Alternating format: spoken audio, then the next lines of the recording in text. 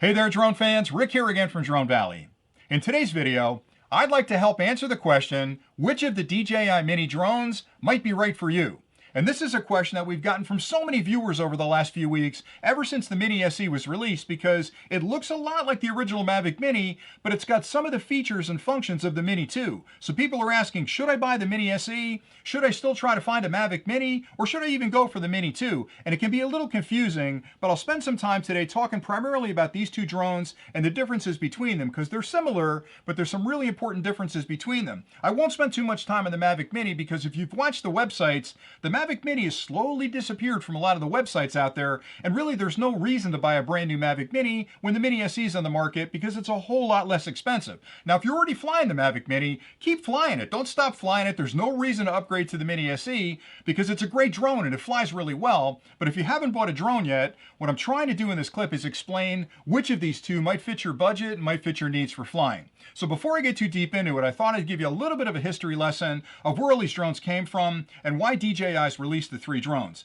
So way back in November of 2019, DJI decided we're going to build a drone that's under 250 grams, because that number is really important. In certain parts of the world, if you have a drone that's under 250 grams, you don't have to worry about registration and testing and regulations and all the other things that heavier drones have to deal with. So when you bought this drone under 250 grams, in most of the countries outside of the US, you could fly it. You didn't have to register. It didn't have onerous insurance requirements. It was just a fun drone to fly. But what DJI did, which I thought was brilliant, is they took most of the functionality of their larger drones and somehow with a shrink machine stuck it into a frame that was under 250 grams. So when this drone first came out, it completely blew my mind, because I put it up in the air thinking, there's no way this drone's going to fly like my bigger drones, but it did. And it did really well. It could fly far. It had great video. It had great stabilization up there in the sky.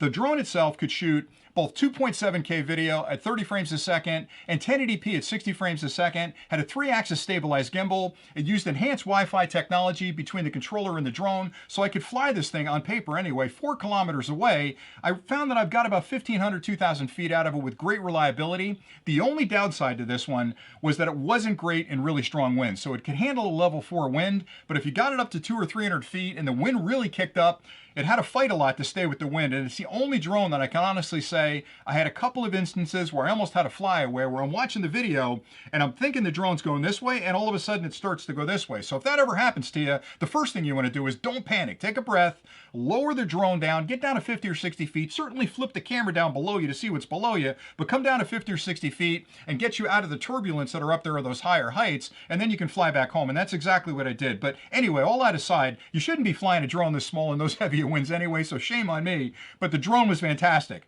The other thing that was interesting about it is DJI decided to go with a lithium-ion battery, which was the first for them. Most of their drones use a lithium polymer battery, so it was the first time they used a lithium-ion battery. And me, again, thinking through it as an engineer, that's part of the reason that the drone had trouble with the wind, because the primary difference between lithium-ion and lithium polymer is that this has more punch to it. So when you require more current from that battery, it can deliver it. This one is great at holding the current for a long period of time, but sort of delivering it in a very orderly fashion. It doesn't like big bursts of draw of current from it. So I think when they moved to the Mini 2 by using lithium polymer, this one is way more stable in the wind. It can actually handle a level 5 wind. So if you're flying on windy days and you get up to 200-300 feet, this one can handle those kind of winds. I'm not saying you can fly it in a hurricane, because obviously none of these drones are going to survive that, but you'll be a little safer with this one. All right, so November 2019. November 2020, they released the Mini 2. Now, what they did with the Mini 2, number one, is they dropped the Mavic moniker. It's no longer called the Mavic Mini 2. It's just the Mini 2. But they improved a lot of things about it. So, for example, this one can shoot 4K video at 30 frames a second,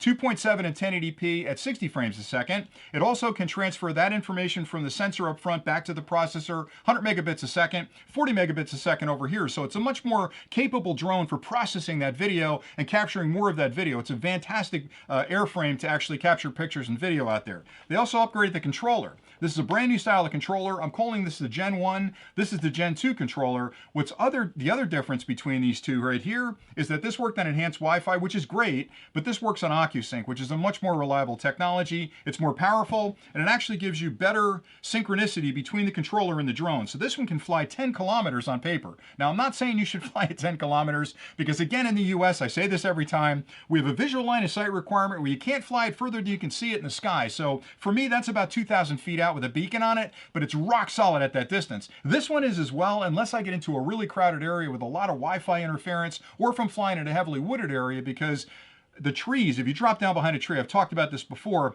trees have a huge water content, and radio signals have a hard time penetrating water, and that's why submarines have to surface and put an antenna up to actually transmit out to the outside world. If you duck down behind a tree that's got a lot of water in it, and most trees do, it's almost like a Faraday cage where it's going to block that signal. So both of these work really well. This one is a little sketchier around trees and high Wi-Fi interference. This one is rock solid. So really the fundamental difference between these two was better in the wind, further transmission distance, better quality video, a little longer flight time, 31 minutes versus 30 minutes, but it was a lot more expensive. It was $150 more expensive when it was released. So this one hit the market, and again, these are available with fly more combinations, but the basic drone with the controller, a battery, and some accessories was $399.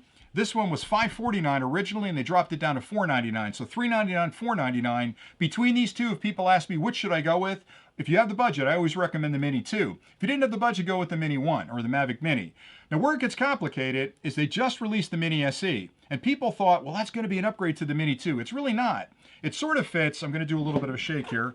It sort of fits between these two. So the Mini 2 has got OCUSYNC technology, can record 4K. This one has lithium polymer batteries, just like the Mini 2, but it can't fly as far because it's using enhanced Wi-Fi. So it's very similar in that respect to the Mini 1, which means you'll get about 4 kilometers of distance out of it. Now, I've been flying this like crazy over the last week and a half, and I love it. I've had no issues whatsoever with signal breakup, video breakup, delays, any of that nonsense. It's just been working really well, and it uses the same controller as the original Mavic Mini.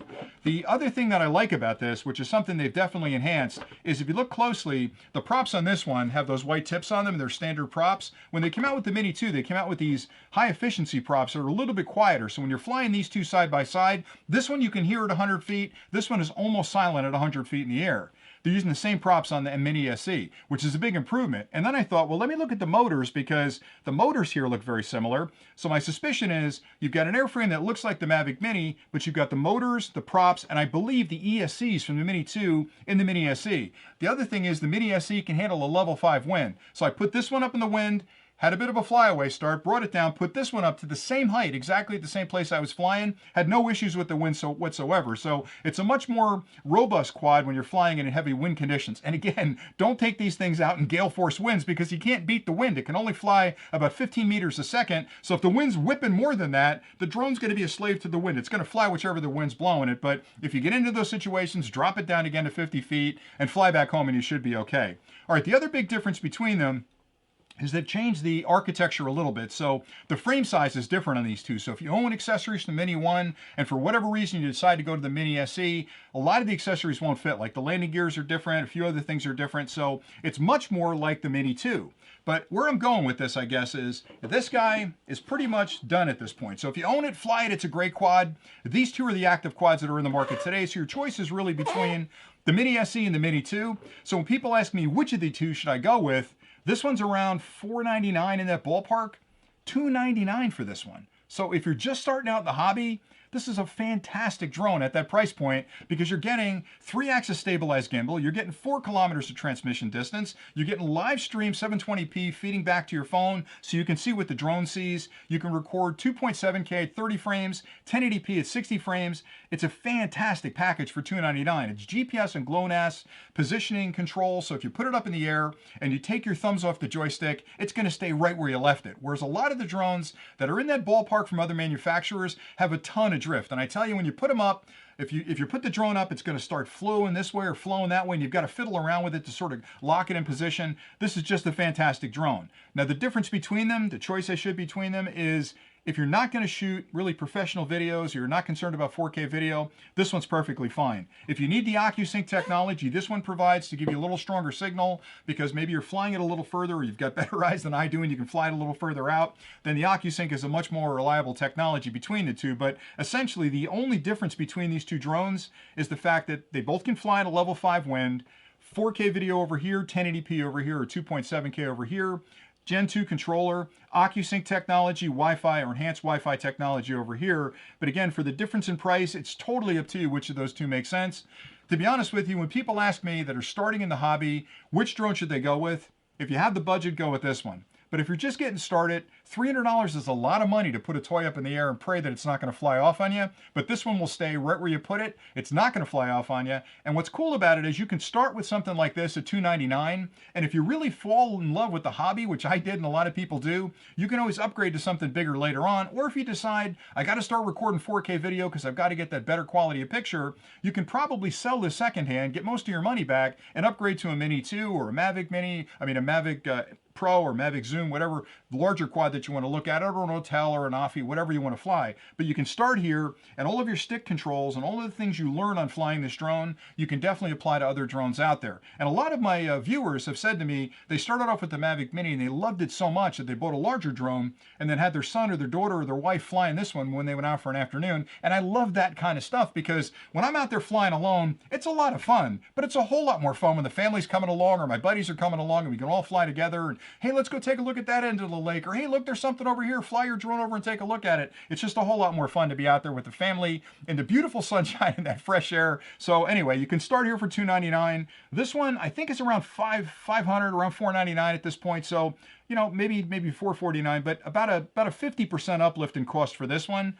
My recommendation, again, at the end of the day is start here. You can always upgrade to this later on if you want to, or maybe start here and upgrade to a bigger drone down the road. But anyway, that's all I had for today. I hope you found this clip helpful. I love flying, and anytime I can talk about technology to help you make better decisions, if you're going to get into the hobby, I'm happy to do that. Thank you so much for watching. I sure hope you're enjoying the videos, and until next time, happy flying.